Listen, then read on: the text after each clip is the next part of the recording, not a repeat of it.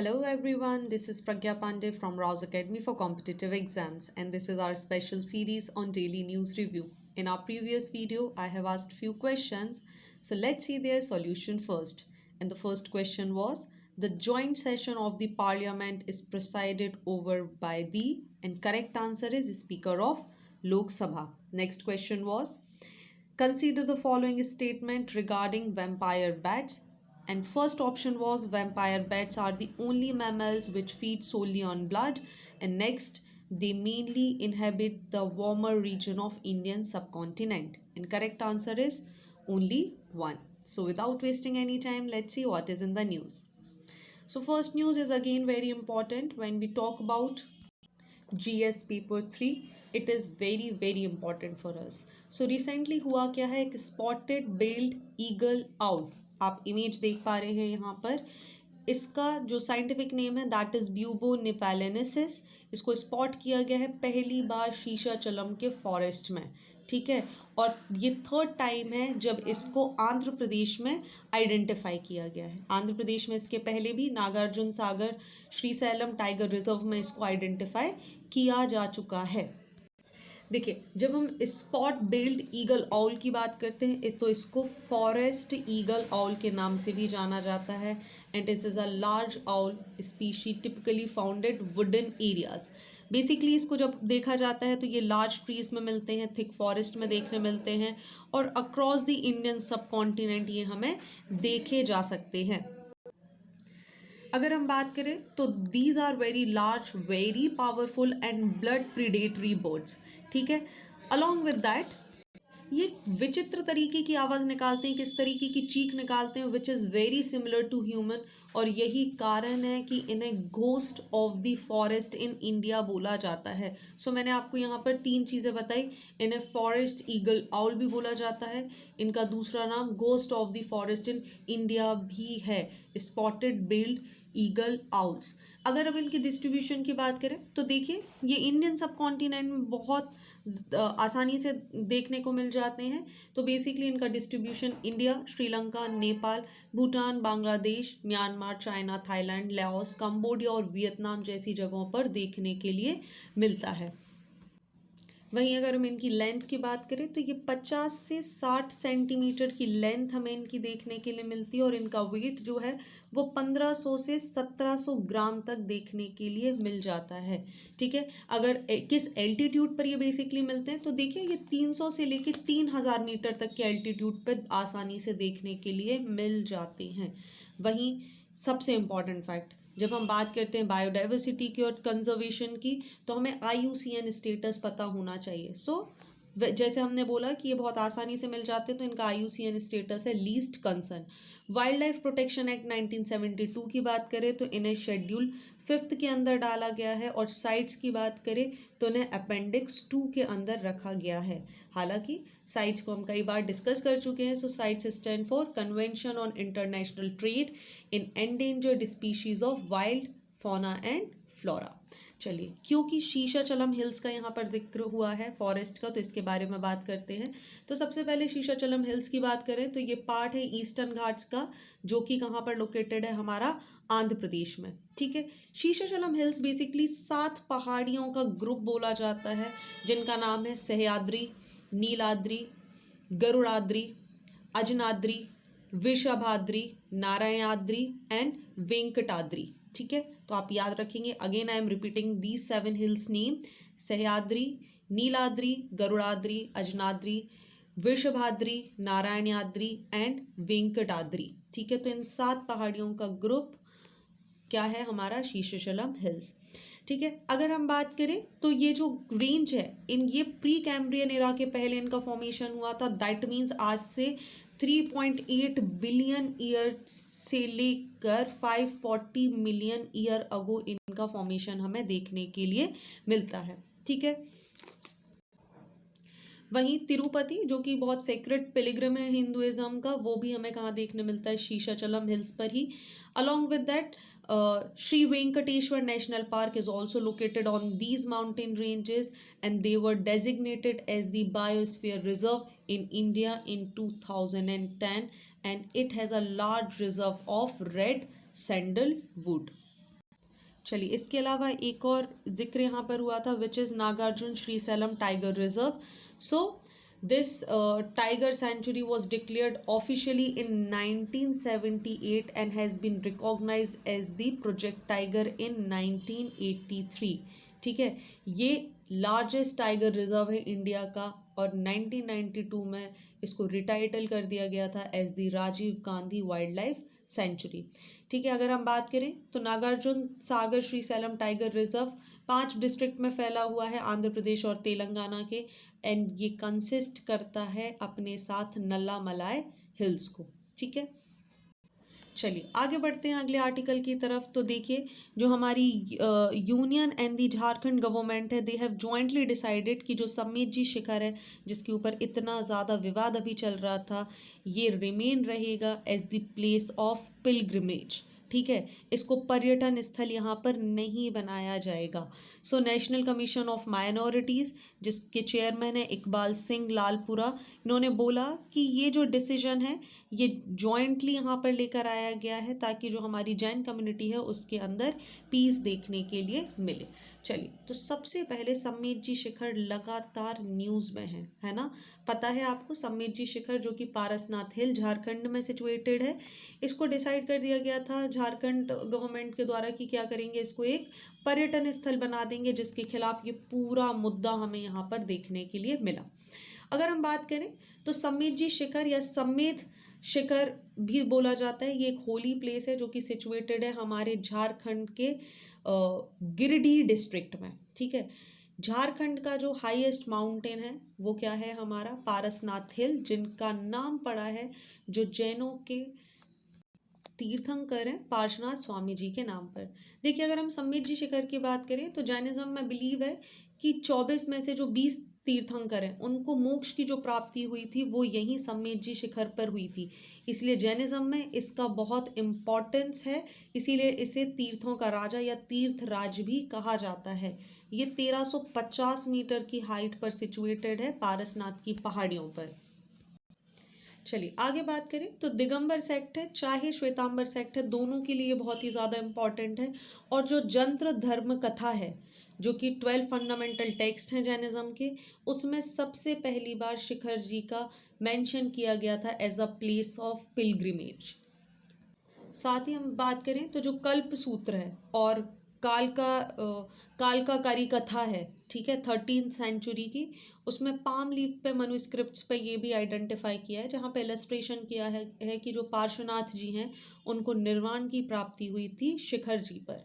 ठीक है, वहीं 1768 अगेन वेरी इंपॉर्टेंट फैक्ट, यहाँ पर जगत सेठ ने इस टेम्पल को रीबिल्ड करवाया और जो आज प्रेजेंट कॉन्फ़िगरेशन देख रहे हैं हम वो इसी का नतीजा है. ठीक है, चलिए आगे बढ़ते हैं अगले आर्टिकल की तरफ. और अगर आपने अब तक हमारे चैनल को लाइक नहीं किया है, so do like our channel and subscribe it to never miss any updates. Also, if you want to give wings to your preparation, do visit Rouse Academy. We have 2 branches, one in Bhopal and one in Indore. आप चाहें तो इस पते पर जा सकते हैं और इस QR कोड की मदद से भी आप बाकी डिटेल्स ले सकते हैं. चलिए आगे बढ़ते हैं अगले आर्टिकल की तरफ. देखिए, जलाईकट्टू लगातार न्यूज़ में था और वहीं अभी न्यूज़ में हमें देखने मिला है मंजू विरत्तु. हुआ क्या है, मंजू विरत्तु जो इवेंट है तमिलनाडु में हो रहा था.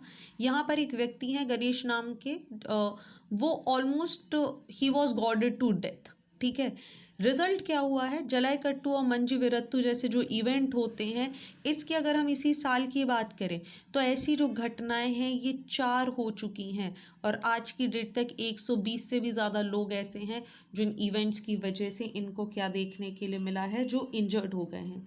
तो देखिए मैम, आपने तो बहुत जल्दी से आर्टिकल ख़त्म कर दिया. जी नहीं, डिस्कस करते हैं कि मंजू विरत्तु आखिर होता क्या है. सो मंजू विरत्तु का जो लिटरल मीनिंग होता है, इट मीन्स बुल चेजिंग. ठीक है, बुल चेजिंग यहाँ पर इसे बोला जाता है. और ये जलाईकट्टू जो प्रैक्टिस होती है उसका एक टाइप होता है और इसे प्रैक्टिस किया जाता है पुडुकोट्टाई, थेनाई, तंजवूर, सलेम जैसी डिस्ट्रिक्ट्स में.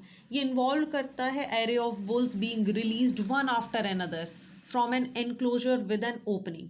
ठीक है, as the bull comes out of the enclosure, one person clinch to hump of the bull.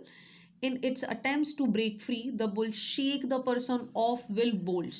while some try to hook the player with their horn. अब देखिए होता क्या है, आपको ये व्यक्ति दिख रहे हैं, ऐसे पकड़े हैं। अगर रेस जीतनी है और प्राइज जीतना है तो ये जो पार्टिसिपेंट्स हैं इनसे एक्सपेक्ट किया जाता है कि ये दौड़ते हुए बुल को एक प्री डिटरमाइंड टाइम के लिए, एक प्री डिटरमाइंड डिस्टेंस के लिए पकड़े, और जो भी सबसे लंबे टाइम तक, सबसे ज़्यादा डिस्टेंस तक इसको पकड़ेगा वही इसको जीत जाएगा।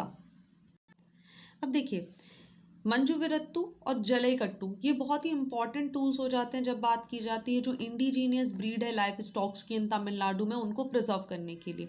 एडिशनली अगर हम बात करें तो जलईकट्टू, जिसको बिलीव किया जाता है कि ये 2500 साल से भी ज़्यादा पुरानी एक प्रैक्टिस है जो यहाँ पर होती आ रही है, जबकि मंजुविरत्तु जो है वो एक रिसेंट डेवलपमेंट है। हालांकि बहुत सारे ऐसे केसेस हैं, आपको पता है लगातार न्यूज़ में, जहाँ पे एनिमल राइट एक्टिविस्ट जो हैं वो इस तरीके के खेलों का विरोध करते आ रहे हैं। क्यों?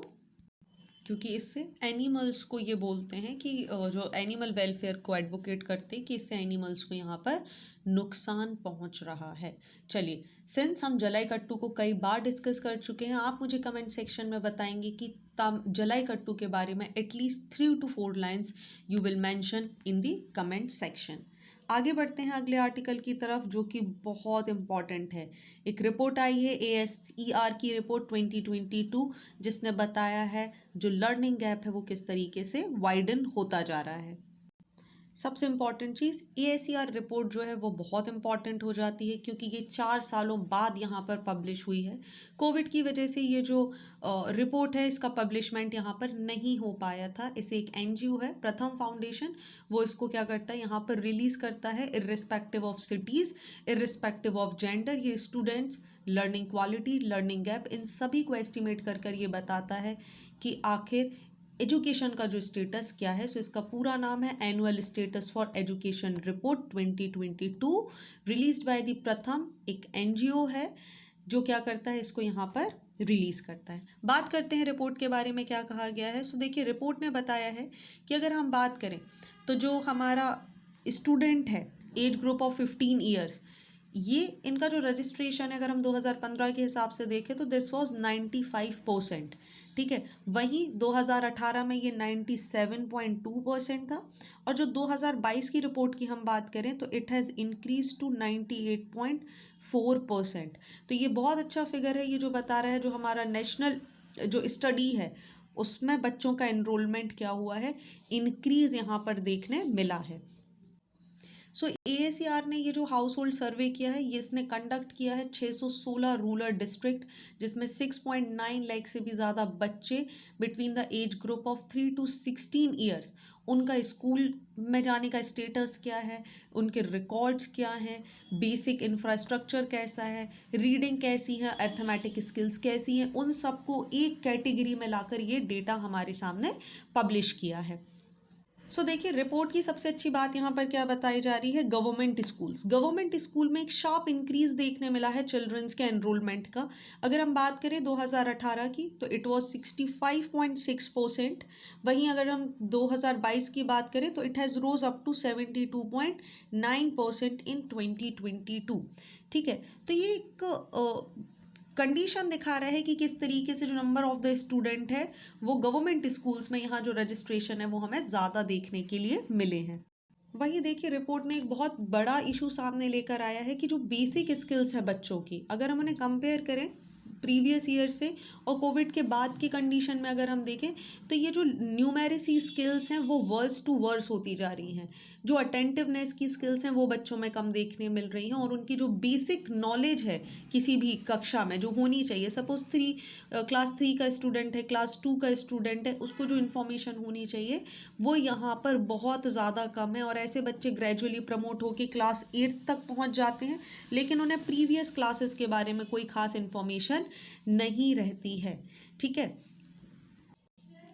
सो देखिए, ये यहाँ पर यही फैक्ट्स दिए गए हैं इस रिपोर्ट के कि अगर बात की जाए तो जो बेसिक रीडिंग एबिलिटी होती है फॉर द स्मॉलर क्लासेस, अगर हम 8th क्लास के स्टूडेंट की बात करें तो इसमें बहुत ज़्यादा गैप हमें देखने के लिए मिला है।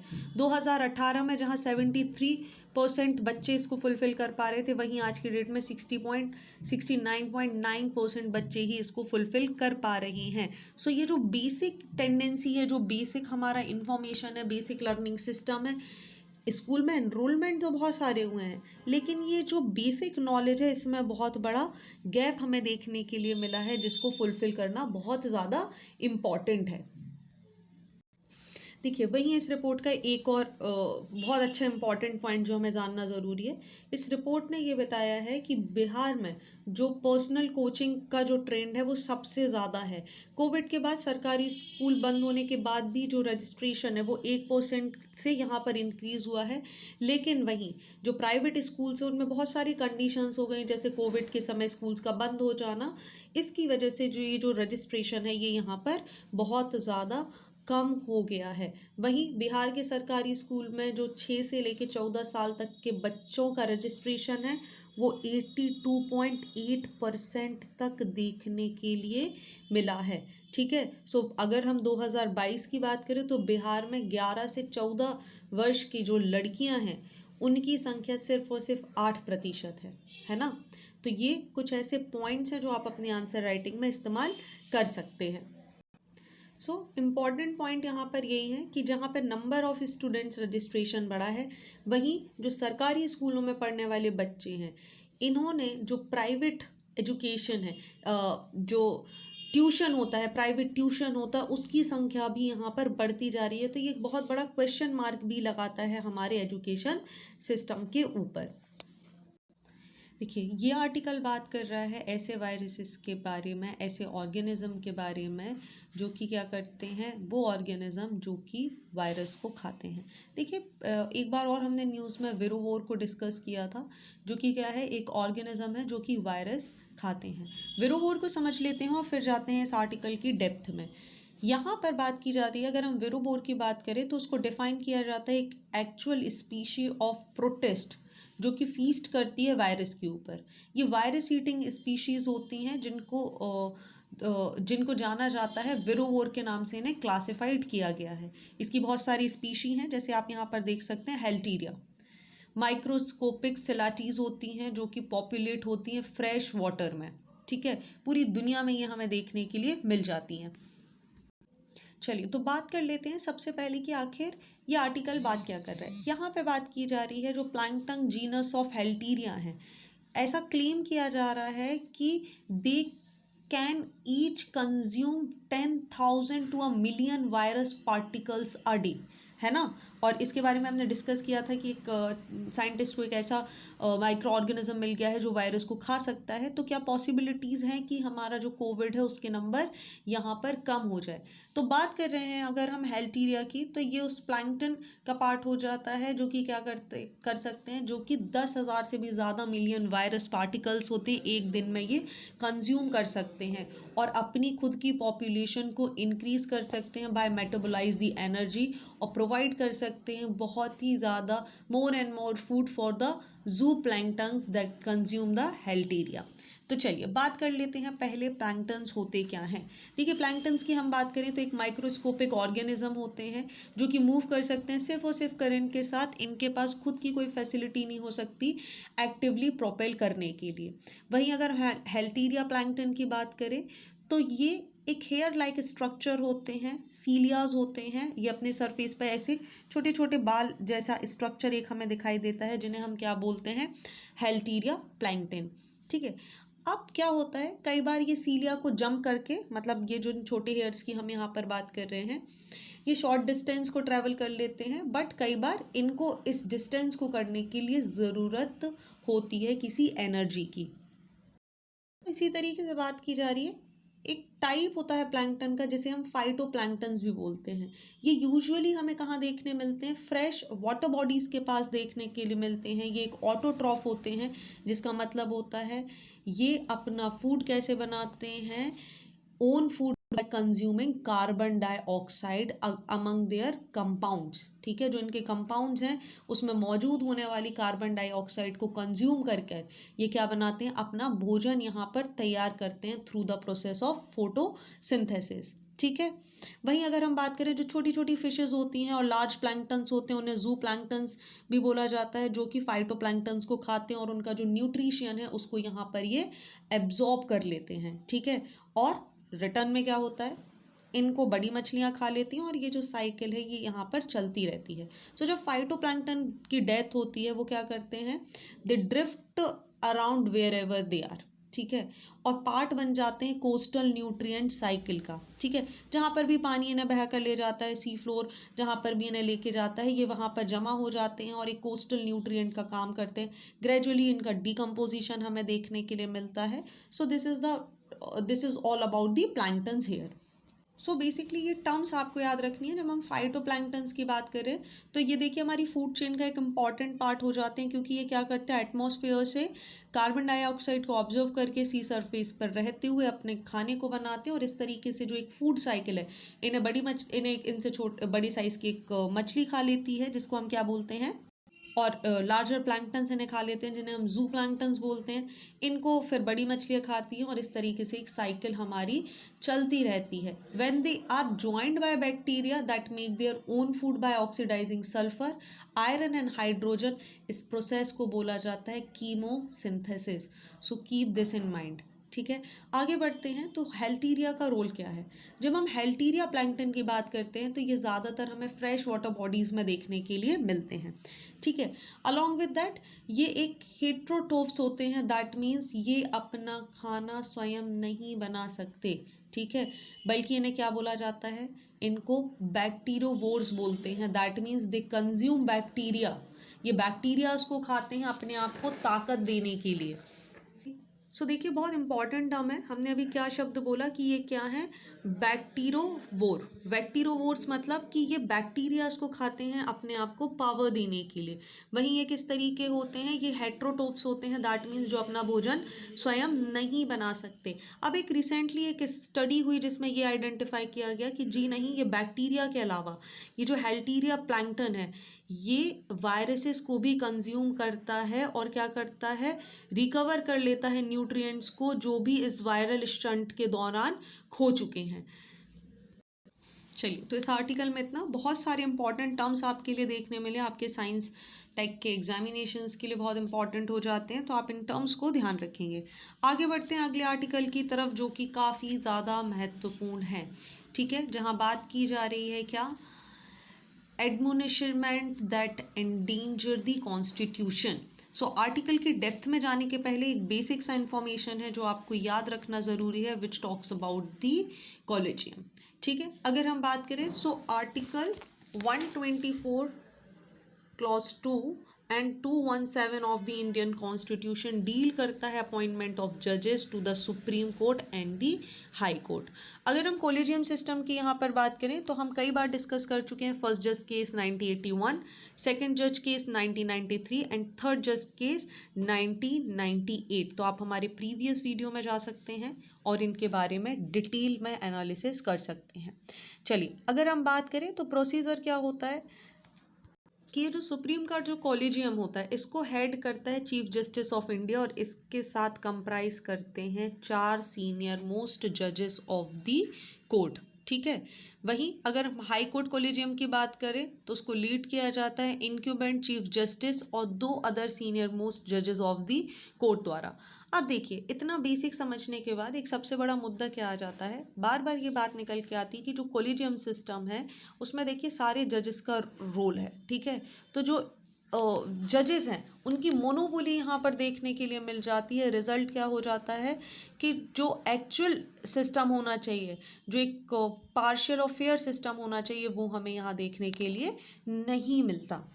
अब देखिए रिजल्ट क्या हुआ, इसी का रिजल्ट था कि 2014 में पार्लियामेंट ने पास किया कॉन्स्टिट्यूशन का 99th अमेंडमेंट एक्ट 2014, जो कि बात करता है एनजेएसी एक्ट के बारे में, which is national judicial appointment commission. ठीक है, जो कि एक इंडिपेंडेंट कमीशन के रूप में काम करेगा टू अपॉइंट जजेस to the supreme court and the high court to replace the collegium system. लेकिन एक ही साल में 2015 में क्या हुआ, सुप्रीम कोर्ट ने डिक्लेयर कर दिया कि बोथ 99th कॉन्स्टिट्यूशनल अमेंडमेंट और 2014 का जो एनजेएसी एक्ट है वो अनकॉन्स्टिट्यूशनल है और उसे यहाँ पर नल एंड वाइड डिक्लेयर कर दिया गया।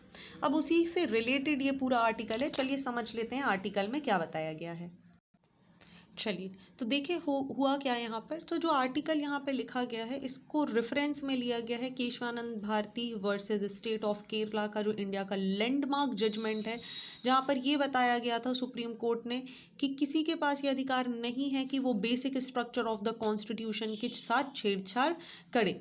ठीक है, अब देखिए इसके बाद तो कोई इशू नहीं है, लेकिन अभी रिसेंटली मुद्दा कहाँ से गरमाया, जब हमारे वाइस प्रेसिडेंट जो हैं मिस्टर जगदीप धनकर, उन्होंने इस मुद्दे को हाईलाइट कर दिया और उन्होंने क्रिटिसाइज किया इस डॉक्ट्राइन को जिसको कन्फाइंड किया गया था basic structure of the constitution के नाम पर, और उन्होंने इसकी लेजिटिमेसी पर क्वेश्चन लगा दिया। ठीक है, अब इन्होंने क्या बोला, एक सैल्वो अटैक किया सुप्रीम कोर्ट के ऊपर और बोला कि भाई ये जो इशू है आप इसको फीस नहीं करना चाह रहे, ये एक सिविक कंसर्न है, इस पर डिबेट होनी चाहिए और इस तरीके के जजमेंट देके जुडिशरी ऐसा नहीं कर सकती कि वो पार्लियामेंट को पूरी तरीके से नकार दे। अब देखिए ये यहाँ पे सबसे बड़ा ये जो टारगेट होना शुरू हुआ है ये है कोलिजियम। अब बात कर ले चाहे हम union minister of law justice जो हमारे लॉ एंड जस्टिस हैं मिस्टर किरण रिजिजू, और हमारे अगर हम वाइस प्रेसिडेंट की बात कर लें मिस्टर जगदीप धनकर, इन्होंने लगातार कोर्ट के जो जजमेंट हैं उसको बार बार एनजेएसी को बंद करने पे, एनजेएसी का जो सिस्टम था नेशनल जुडिशियल अपॉइंटमेंट कमीशन जिसको हम ऑलरेडी डिस्कस कर चुके हैं अभी, इसको क्रिटिसाइज किया है। ठीक है, अब इसी के बाद पॉइंट डिबेट गरमाई कहाँ, केशवानंदा भारती केस के बाद, जहाँ पे बेसिक डॉक्ट्राइन का कॉन्सेप्ट हमारे सामने आया। ठीक है, अब 2022 में जगदीप धनकर साहब ने ये भी बोला कि एनजेएसी को ख़त्म करना जो हमारा डेमोक्रेटिक हिस्ट्री है उसके लिए एक बहुत बड़ा गलत कदम है जो उठाया गया है। ठीक है, जुडिशियली को इस तरीके की कोई भी इंसिडेंस यहाँ पर करने की आवश्यकता नहीं थी, और ये बात इन्होंने बोली 11 जनवरी को 83rd all India presiding officers के सामने, जो कि राजस्थान जयपुर में कंडक्ट कराई जा रही थी। साथ में ये बोलते हैं कि भारत एक डेमोक्रेटिक सोसाइटी है ना, और basic structure supremacy of people होते हैं। ठीक है, सोवेरेनिटी ऑफ पार्लियामेंट को हमें मान के चलना चाहिए, अल्टीमेट पावर जो होती है इज़ विद द लेजिस्लेचर, और लेजिस्लेचर डिसाइड कर सकता है who will be there in the other institution. ठीक है, और अगर ऐसा नहीं हो रहा है तो we must think about it, इस तरीके की कुछ बातें यहाँ पर की जा रही हैं। सो इन्होंने बहुत ज़्यादा क्रिटिसाइज़ किया ये जो बेसिक डॉक्ट्राइन वाला कॉन्सेप्ट था, केशवानंद भारती केस का जो जजमेंट था। ठीक है, आगे बात कर लेते हैं। सो फाउंडेशन ऑफ द कॉन्स्टिट्यूशन की बात करी कि यहाँ पे सवाल आ जाता है what is the basic structure doctrine. आगे बढ़ेंगे हम इस पर्टिकुलर सेक्शन को भी डिस्कस करेंगे, लेकिन बेसिक स्ट्रक्चर एक फॉर्म है जुडिशियल रिव्यू का जिसको यूज़ किया गया था to test the legitimacy of any legalization by the court. इस डॉक्ट्राइन इवॉल्व हुई थी और अडॉप्ट हुई थी 1973 में, जब एक लैंडमार्क केस आया, जजमेंट आया Kesavananda Bharati versus state of Kerala का। 7:6 का एक वर्डिक्ट यहाँ पर आएगा जिसमें 13 जजेस की कॉन्स्टिट्यूशन बेंच बैठेगी और जो बोलेगी कि ये जो बेसिक स्ट्रक्चर है कॉन्स्टिट्यूशन का, इसके साथ पार्लियामेंट छेड़छाड़ नहीं कर सकता और इसको अमेंड नहीं कर सकता। और यहीं पर जो जगदीप धनकर साहब हैं, इन्होंने एक लाइन को क्रॉस करते हुए क्या बोल दिया कि नहीं, ये भी गलत है, बेसिक डॉक्ट्राइन पर इन्होंने यहाँ पर सवाल उठा दिया। ठीक है, अगर कोई भी ऐसा लॉ है जिसको ऐसा आइडेंटिफाई किया जाता है कि वो डैमेज है और डिस्ट्रॉय है बेसिक जो फीचर्स हैं हमारे कॉन्स्टिट्यूशन को, उसको हार्म पहुंचा रहा है, तो कोर्ट के पास ये पूरा अधिकार है कि वो उसे अनकॉन्स्टिट्यूशनल यहाँ पर डिक्लेयर कर सकता है। साथ ही ये जो टेस्ट है, it is applied to constitutional amendment to ensure the amendment does not dilute the fundamentals of the constitutional itself. So देखिए प्रॉब्लम कहाँ से आई, ये जो बेसिक डॉक्ट्राइन है ये बोल रही है कोई भी ऐसा लॉ, कोई भी ऐसी चीज़ आप जो पार्लियामेंट में बैठ के पास करेंगे, अगर वो बेसिक फीचर ऑफ कॉन्स्टिट्यूशन को हार्म करती है, डैमेज करती है, डिस्ट्रॉय करती है इमीडिएट इफेक्ट के साथ, कोर्ट हैज़ दैट पावर कि वो उसे अनकॉन्स्टिट्यूशनल, नल एंड वॉइड यहाँ पर डिक्लेयर कर सकता है। So this doctrine serve as the key protector of the Indian Constitution। ठीक है, क्योंकि बहुत सारे जो हमारे कॉन्स्टिट्यूशन है अगर हम उसकी बात करें तो वो एक कलेक्टिव विजन पे चलता है। ठीक है, जैसे India would be govern by the rule of law. ठीक है, यहाँ पे बात की जा रही है इंडिया जो है वो रूल ऑफ लॉ पर चलेगा। वेस्टमिंस्टर पार्लियामेंट्री मॉडल की हम बात कर रहे हैं, doctrine of separation of powers की यहाँ पे बात की जाती है, इंडिपेंडेंस जुडिशरी की यहाँ पर बात की जाती है, फेडरलिज्म की की जाती है जहाँ state have a defined jurisdiction.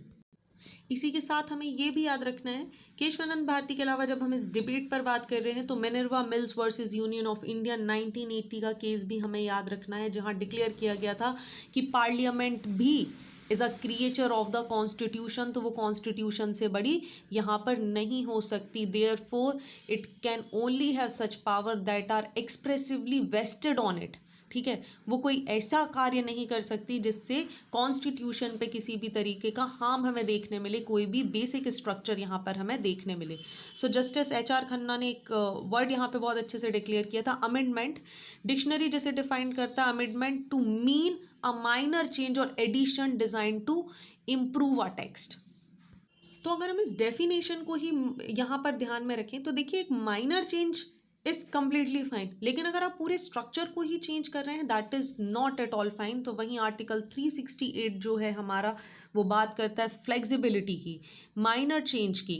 ठीक है, लेकिन do not alter the basic structure of the constitution भी आर्टिकल 368 हमारा यहाँ पर बता रहा है। ये सारी बातें आने के बाद एक काउंटर आर्ग्यूमेंट भी हमें यहाँ पे देखने मिलता है। सिंस सुप्रीम कोर्ट वो इंस्टीट्यूशन है जिसने ये डॉक्ट्राइन केशवानंद भारती की केस में हमें एक लैंडमार्क डिसीजन दिया, तो एक क्वेश्चन आ जाता है। बहुत सारे क्रिटिक्स हैं जो इस डॉक्ट्राइन से निकल कर आते हैं जहाँ पर बात की जाती है अगर सुप्रीम कोर्ट इस तरीके की बात करता है तो वो खुद ऐसे अनइलेक्टेड जजेस के केस में कुछ क्यों नहीं कर रहा है। ठीक है, सो द क्वेश्चंस कम कि the doctrine have argued that the power of unelected जजेस to strike down amendments to the constitution on the basis of the doctrine is anti democratic and counter majoritarian. ठीक है, बात कर रहे हैं हम collegium की। जो कॉलेजियम है, क्या ये सिस्टम पार्लियामेंट के जो भी डिसीजन लिए जा रहे हैं, हमारी गवर्नमेंट जो डिसीजन ली जा रही है, जब उसको स्टक डाउन कर देता है तो क्या ये बेसिक स्ट्रक्चर का हनन नहीं है? क्या इससे बेसिक स्ट्रक्चर आपका कहीं पर डिस्ट्रक्ट नहीं हो रहा? ये पूरा मुद्दा जो है ये काफ़ी ज़्यादा इम्पॉर्टेंट है। इसमें बहुत सारे इस आर्टिकल से आप बहुत सारे पॉइंट्स निकाल सकते हैं जो आपके एग्जामिनेशंस के लिए बहुत इम्पॉर्टेंट हो जाते हैं। चलिए, it's time for current oriented one-liners, and first news is National Disaster Response Force celebrated 18th Foundation Day on 19th January 2023. The day is celebrated to highlight the determination and achievement of NDRF personals. Next, Shubham Gill scored a brilliant maiden double century in the first ODI against New Zealand at Rajiv Gandhi International Stadium in Hyderabad and became the youngest player to score a double century in ODI. Next, Captain Surbi Jhakmola will be the first women officer to be posted on a foreign assignment of the Border Road Organization. And last in Cools today is India's first national assessment regulator PARAK has been notified by NCERT. PARAK stands for Performance Assessment Review and Analysis of Knowledge for Holistic Development. So it's a quiz time and first question is with reference to Parak consider the following statement. आपकी screen पर statement है और नीचे options दिए हैं, आपको इसमें से करेक्ट आंसर हमें बताना है.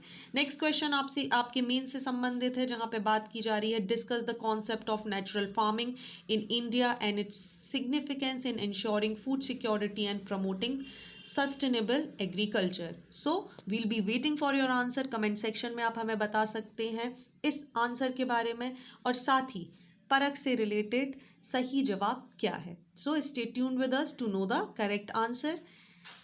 सो आज के लिए बस इतना ही. Join our batches for UPSC MPPSC civil services examination. Seats are very limited, so hurry up. Thank you for watching this video. Do not forget to hit like button, comment your valuable feedback and also press the subscribe button to never miss any updates. Please follow us on Instagram and Facebook. Links are given below in the description box. Thank you and see you tomorrow.